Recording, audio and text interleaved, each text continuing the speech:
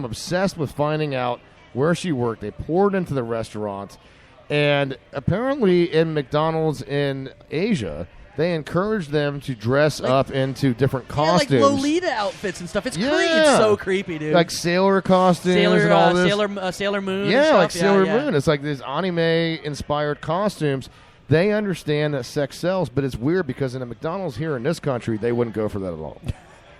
No, it's going to be somebody that's greasy, overweight, and just very unsightly, most likely. How long smells like grease, covered in pimples. Yeah. How long is it before Wei Zhang-hu does have that look, though? If she's going to about work 1.6 centimeters. Dude, I guarantee the food. Yeah, they probably. She ain't eating that. They food. better keep her at the front of the house. Oh, good lord. Anyways, she would do some damage at a Comic-Con. Yeah, she would. The cosplay, oh yeah. Okay, this is going to be one of the funniest things I've seen in a long time, and I think did I have it up? Oh yeah, prankster. This guy had been working with his buddies for quite a while, and this is honestly ties in with the McDonald's bit. In Port Augusta, Australia, which is literally in the middle of the freaking desert in Australia. It's like nothing for miles. This guy and his buddies erected a 50-foot tall McDonald's sign that said, "Coming soon." It was probably one of the fun. It's a great prank.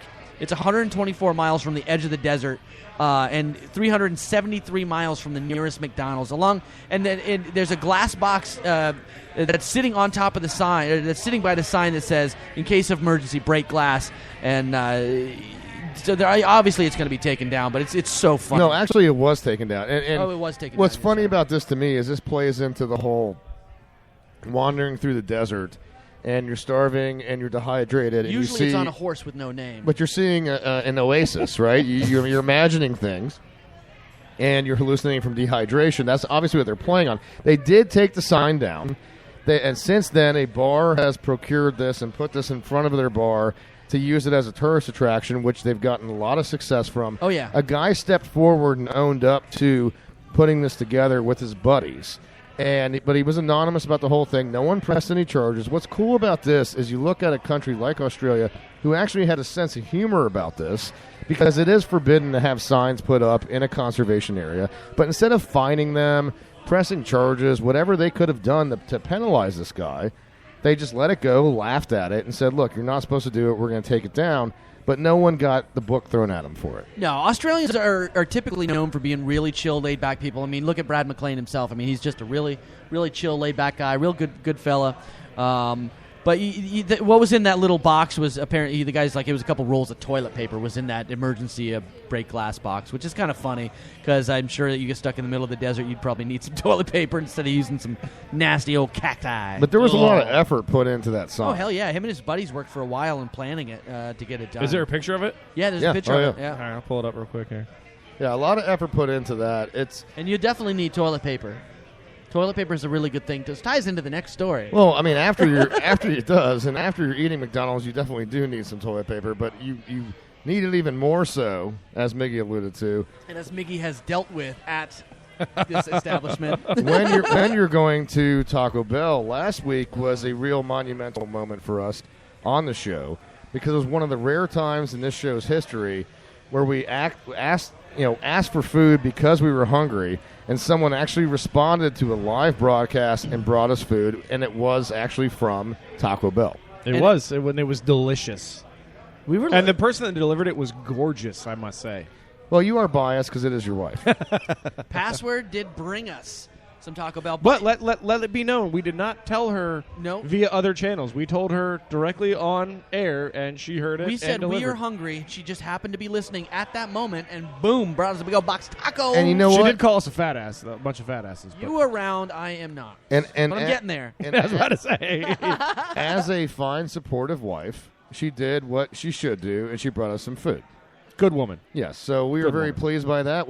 I know as a result, Caleb, you have no intentions of taking her to a Nigerian court to divorce her. Absolutely not.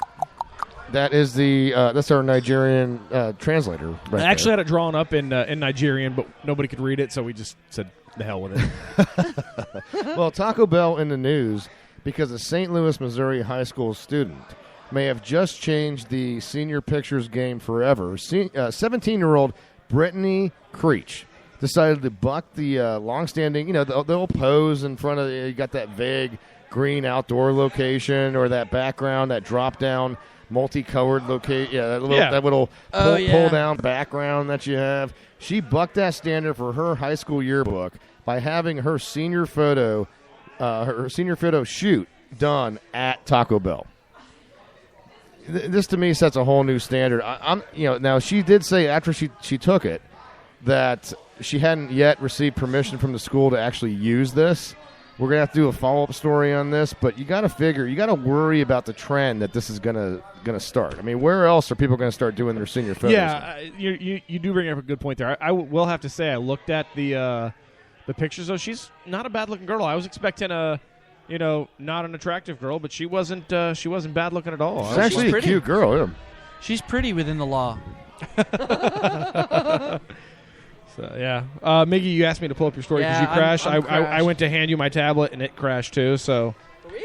Yeah, and ran into some problems. Got to restart. So what the fudge? We don't have it. But hold on. I can get you. But hold on. While we're talking about this senior picture thing, back in the day when you guys were in high school, which I know was a long time ago. What's that? Even longer for me. If you had a choice over where you could have, if you were going to buck the trend on where you're going to take your high school senior photos, anywhere, where would you do it? At that time, it probably would have been at the skate park. At the okay, that's good. That's good. Because that's all we used to do in high school was freaking skate every freaking day. I mean, there was a day where we skated during the summertime, and we skated for almost 10 hours. I lost about 9 pounds that day. I can imagine. I lost 9 pounds. All we did was drink all day long, and that's it. And I lost 9 pounds. It was insane. Caleb, where would you have done it? I don't know. Probably back then, a fancy car dealership or something in front of some cool cars, or that's a good idea. Something like that. I can tell you where I would have done it. You know the Tiny Tap over in South Tampa? Yeah. Where Casey works. I started to hang out at the Tiny Tap, true story, when I was 14 years old. I was 6 foot. You were a big motherfucker. I was 6'1" at the. It's already explicit. You're a big motherfucker. I was 6'1" at the time. Had an ID that said I was 20-something years old. Was already hanging out there from 14 on. I would have gotten my photo taken at the bar. Of course, they probably wouldn't have accepted it, but it would have been hilarious. I'm sure they wouldn't. Yeah, it would have been great. But it would have been hilarious. Yeah. One last story. One last fast food thing to get into, guys. Did you get it, Mickey? Kentucky Fried Chicken is in the news again for crazy shit. But with Korea continuously, it seems like, dude, KFC, as big of a phenomenon as it is here with their creepy Colonel Sanders commercials. This is Beijing, by the way. This is China. Oh, is it? Yeah, okay. It's China. But for some reason, Asian KFC, it's a bigger phenomenon over there than even here. It's crazy. The crazy thing is they're having slumping sales in Beijing right now for KFC, even though they probably have a gazillion frickin' chickens over there. Yes. Well, actually, did you know that KFC was the first fast food restaurant in China, and the one in Beijing actually had like a 3-day wait to get in when they first opened? Yeah, it was crazy because all those restaurants, whenever they open, even McDonald's and stuff like that, they're having these lines that are outlandish. When they first opened it up in Russia, the McDonald's up in Russia, there was waits upon waits. Did you fully crash on that sucker? No, it's back up and running, but all my stories that I had pulled up with all my highlights are all gone. So I got them already. I pulled them up here as a backup, so I've got them here on my other one. So we're good. Well, at least the Mac is much more apt at handling many things at one time. Oh yeah, it's so I did pull it up on a different browser. So if it crashes, not the browser we're running Skype on or Spreaker on. That's the one. So yeah. So this KFC just released the Black Diamond Bacon Spicy Chicken Leg Burger with a black bun. I saw that. It's strange, but you did tell me that chicken sandwich don't look fucking great. It's all like super extra, like super raised up, crispy, yummy. No, the sandwich itself looks good, and it looks like they might have deep fried that with some panko crust. You see the consistency of it? Yeah, that definitely looks like panko crusting, which would probably be commonly used over there. But the bun itself, Miggy, looks disturbing. And is that a bright red piece of cheese I see in the bottom of that? Is that correct? No, that's bacon. That's bacon. Down there. Okay. But they also released the Rose Cheese Chicken Leg Burger. With featuring a cotton candy, like it's cotton candy pink, like it is pink as hell.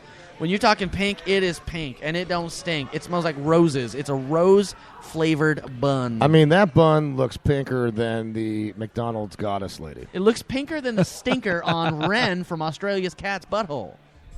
Wow. Just saying. You get extra points for a pink butthole. That's Little fair. reference from last week's show. Yeah. And I did tell her, even though she probably doesn't remember because she was really rowdy, drunk on Periscope today, which is kind of funny because they were sleeping in a car park in her car. Now I'm talking about her for the second week. She's a nut. Good times. And not in a good way. I'm not saying that in a bad way. Love you. But see, these kind of gimmicks, when it comes to KFC or whatever fast food place, they're not going to work here. A black burger bun, you've never seen that here in the United States. Nor have you seen a pink burger bun. It'd be racist all of a sudden if you did it. I mean, it's just not something it's not going to catch on here. But the Asians are absolutely wild about these Western fast food places. Oh, yeah. It's only a matter of time. As tiny as they are now, as thin as they are now, it's only a matter of time before they begin to rival us on obesity rates and maybe even exceed it. Yeah. And with their heights, it's going to be a bad look. round is a shape. It is. Wow, that's crazy. It always goes. Are we at a commercial break already? We are. We are at a commercial break. Yeah. Now, when we get back, guys, we've got some animal stories to get into the next segment. This is the Mike segment. Holy crap. We got a lot of stories on this one, buddy, but we've got a lot of different animal stories to get into. And dude, Hamas in the news. Who knew, guys? I love Hamas with pretzels. Like dip the pretzel. No, chips that's hummus. Oh, no. Who knew though? Although Hamas does. I don't know why that's so funny to me right now. But that's hilarious. I probably did steal that joke from somebody else. I mean, Hamas does love hummus, though. They do love hummus. Yeah, they do. They actually endorse it. Really? I love hummus. Hummus is definitely Hamas. I love Hummers. Endorsed. Hummers. Hummus. Is that a Latin? Hummus. It's African. What are you going too. through Maybe the declensions of the Latin word there?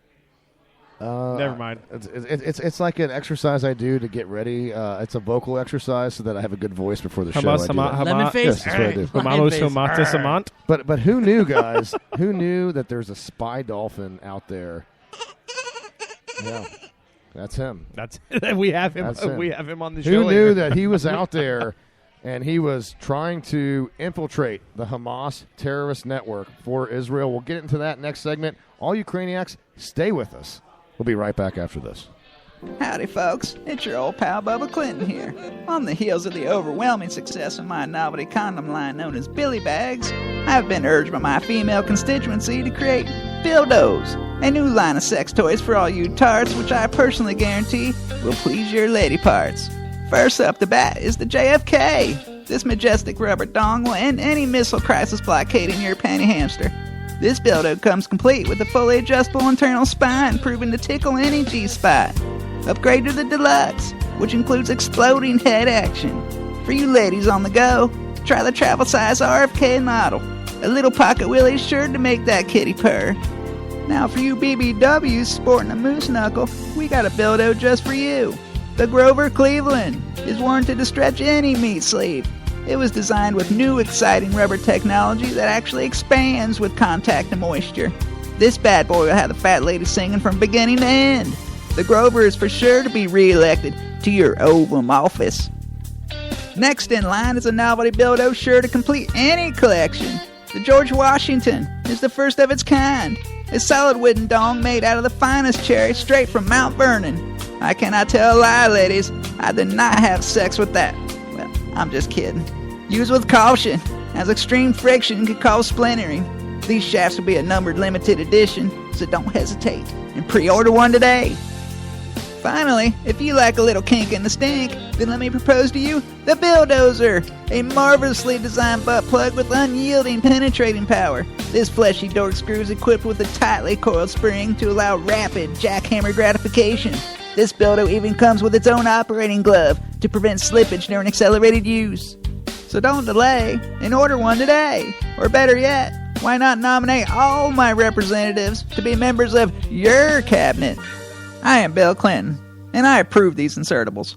Look for Buildos in adult stores near you. There we go. There's nothing quite like the Cranial Mission show on a Friday evening. You sat there on your own, lonely. You think to yourself, God damn it, I'm a loser. I need friends. So I phone into the old Cranial Mission show. I switch it on, and it gives me the best, biggest boner I've ever had in my life.